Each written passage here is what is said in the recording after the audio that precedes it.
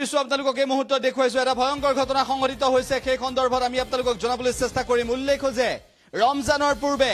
মুখ্য মাঘাত আনিছে 1000 মুছলমান পৰিয়ালক 1000 মুছলমানৰ ঘৰ আৰু দোকান ভাঙি দিছে ৰমজানলৈ সাজু হোৱা 1000 মুছলমানৰ দোকান আৰু ঘৰ ভাঙি দিয়া ঘটনা সংঘটিত হৈছে উল্লেখ যে ৰমজানলৈ সকলো সাজু হৈছিল কিন্তু তাৰ সেই সময়তে 1000 মুছলমান পৰিয়ালৰ ঘৰ আৰু দোকান ভাঙি দিছে দেশত পূৰ্বতে নোহোৱা নোপোজা ঘটনা সংঘটিত হৈছে আজিৰ দিনটোৰ অন্যতম ডাঙৰ খবৰ এই মুহূৰ্তত আমি আপোনালোকক জনাইছো এটা ভয়ংকৰ ঘটনা সংঘটিত হৈছিল আৰু যিটো ঘটনাৰ প্ৰতিক্ৰিয়া আজিৰ দিনটোত সৰ্বত্ৰ দেখিবলৈ পোৱা গৈছে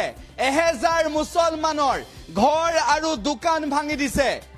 এই ঘটনা ক'ত সংঘটিত হৈছে 1000 মুছলমানৰ ঘৰ আৰু দোকান ভাঙি দিছে